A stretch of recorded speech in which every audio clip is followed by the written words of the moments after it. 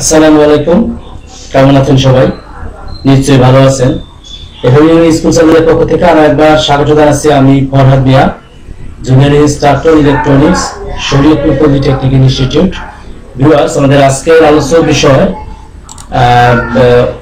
Physics 1 সাবজেক্টের চতুর্থ অধ্যায়ে বল ও নিউটনের গতি সূত্র যে অধ্যায়টি আছে, সেই অধ্যায়ে আমরা আজকের এই ভিডিওতে যে বিষয়গুলো শিখবো সেটি হচ্ছে মৌলিক বল কয়টি ও কি কি, ভরবেগ কি, বলের ঘাত কি, বল কি, নিউটনের গতি সূত্র, স্থিতি ঘর্ষণ গুণাঙ্ক কি, স্থিতি ঘর্ষণ কোণ বা নিশ্চল কোণ কি, ঘর্ষণ কি, ঘর্ষণের সুবিধা ও অসুবিধা কি, স্থিতি ঘর্ষণ গুণাঙ্ক কি।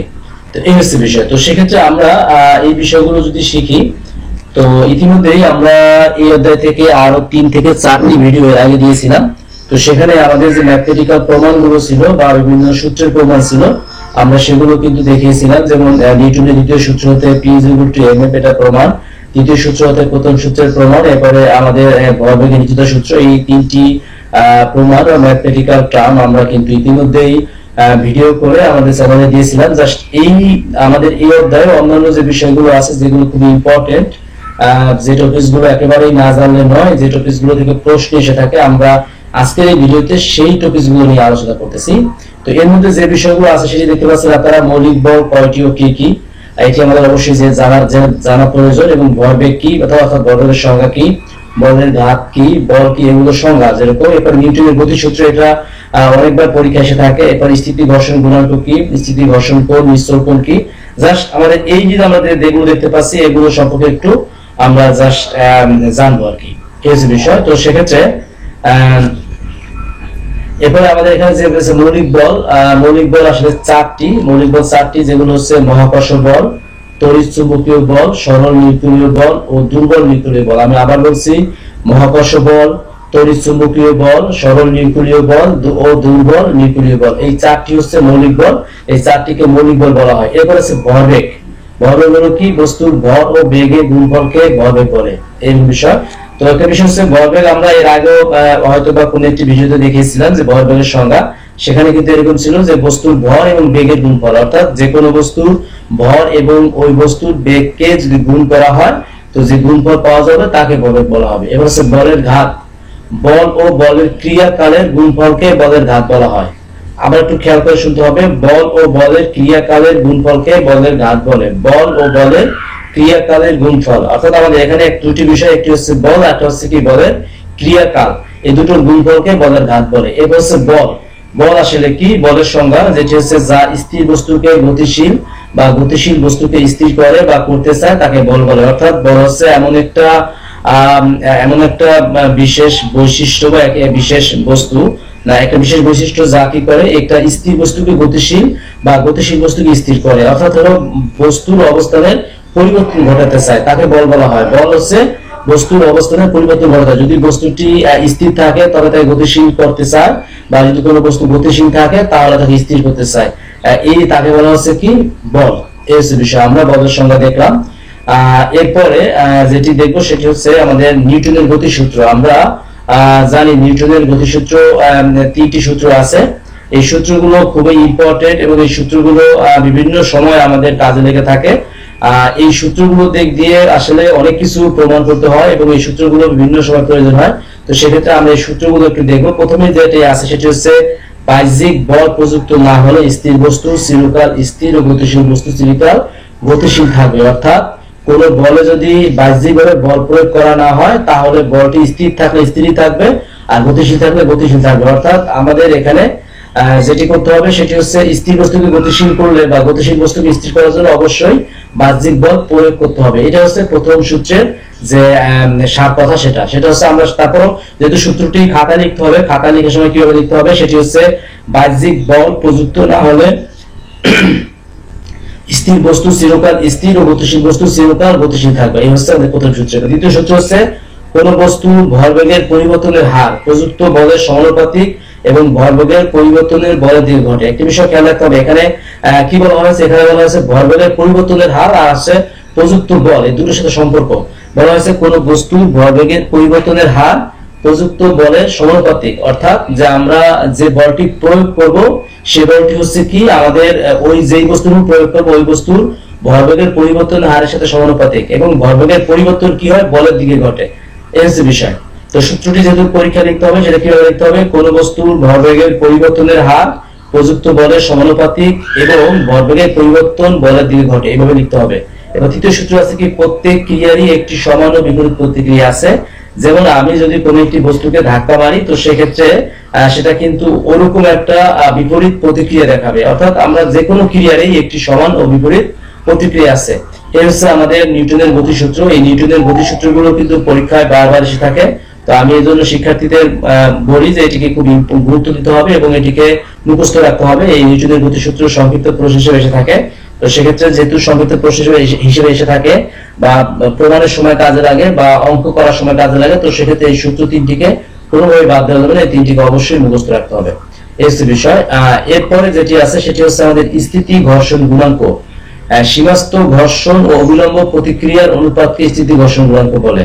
এরপরে আমাদের আগে একটা বিষয় হচ্ছে এরপর স্থিতি ঘর্ষণ কোণ বা নিশ্চল কোণ, লব্ধি প্রতিক্রিয়া ও অবিলম্ব প্রতিক্রিয়ার মধ্যবর্তী কোণকে স্থিতি ঘর্ষণ কোণ বা নিশ্চল কোণ বলে। আসলে প্রথম আমাদের ঘর্ষণের সংজ্ঞা যেটি আছে, যদি একটি বস্তুর উপর বস্তু অপর বস্তুর উপর দিয়ে চলে বা চলার চেষ্টা করে তখন তাদের স্পর্শ তলে যে বাধা সৃষ্টি হয় তাকে ঘর্ষণ বলে। আমি বিষয়টাকে একটু ক্লিয়ার করে বলতেছি। ঘর্ষণের সংজ্ঞাটা, যদি একটি বস্তু অপর একটি বস্তুর উপর দিয়ে চলে বা চলার চেষ্টা করে তখন তাদের স্পর্শ তলে যে বাধা সৃষ্টি হয়, অর্থাৎ বিষয় হচ্ছে একটি বস্তুর উপর দিয়ে অন্য একটি বস্তু চলার সময় দুটো বস্তু যে স্পর্শ তল বা দুটি বস্তু যে স্থানে একে অপরকে স্পর্শ করে সেখানে যে বাধা সৃষ্টি হয় তাকে ঘর্ষণ বলে, এই হচ্ছে বিষয়। তো ঘর্ষণটা এই সংজ্ঞাটা একটু বেশি দরকার।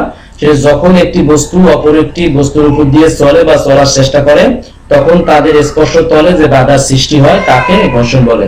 এই ঘর্ষণের মধ্যে এখানে আছে স্থিতি ঘর্ষণ গুণাঙ্ক, এখানে আছে সীমাস্থ ঘর্ষণ ও অবিলম্ব প্রতিক্রিয়ার অনুপাতকে, সীমাস্থ ঘর্ষণ ও অবিলম্ব প্রতিক্রিয়ার অনুপাতকে স্থিতি ঘর্ষণ গুণাঙ্ক বলে।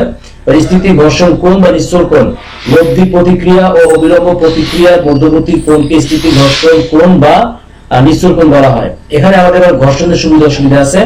ঘর্ষণের সুবিধা হচ্ছে কি রাস্তায় হাঁটা যায়, কাটে স্ক্রু পুঁতে রাখা যায়, বেল্টের সাহায্যে ঘোরানো যায়। আর অসুবিধা হচ্ছে যন্ত্রপাতি ক্ষয় হয়, অতিরিক্ত তাপ উৎপন্ন হয়। একটা বিষয় হচ্ছে আমরা যখন ঘর্ষণ করব যে কোনো বিষয় সেখানে কিন্তু অবশ্যই যন্ত্রপাতির ক্ষয় হবে, কারণ আরেকটা বিষয় হচ্ছে অনেক সময় বলা হচ্ছে লোহা ঘষলে কমে যায়, তো সেক্ষেত্রে আবার ঘর্ষণের ফলে কিন্তু তাপ উৎপন্ন হয়।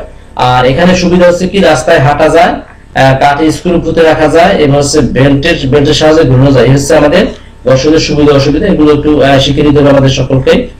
এরপরে আমাদের এখানে একটি বিষয় আছে স্থিতি ঘর্ষণ গুণাঙ্ক, যেটি স্থির কোণের ট্যানজেন্টের সমান, এটি প্রমাণ এখানে দেখানো হয়েছে।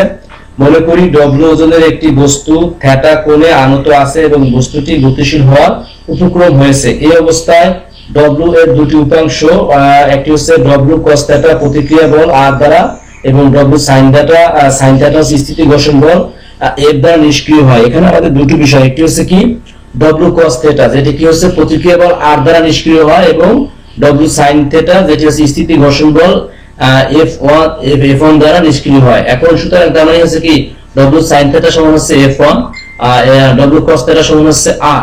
তো সেক্ষেত্রে এখন আমরা যদি 1 নংকে 2 নংকে ভাগ করে দেই, আমরা যেমন এখানে W sine theta is equal to F1 একে 1 নং এবং W cos theta is equal to R এর 2 নং, যদি আমরা এটাকে ভাগ করে দেই তো ভাগ করলে সেটা কি হচ্ছে ডব্লিউ সাইন থিটা ভাগ হচ্ছে কি ডব্লিউ কস থিটা। একটা বিষয় হচ্ছে F1 ভাগ R। তো এখানে আমাদের স্থিতি ঘর্ষণ গুণাঙ্ক আমরা এর আগে কিন্তু বলেছিলাম স্থিতি ঘর্ষণ গুণাঙ্ক হচ্ছে কি সীমাস্থ ঘর্ষণ ও অবিলম্ব প্রতিক্রিয়া অনুপাত। তো সেক্ষেত্রে আমাদের এখানে সীমাস্থ ঘর্ষণ ও অবিলম্ব প্রতিক্রিয়া অনুপাত স্থিতি ঘর্ষণ গুণাঙ্ক বলা হয়।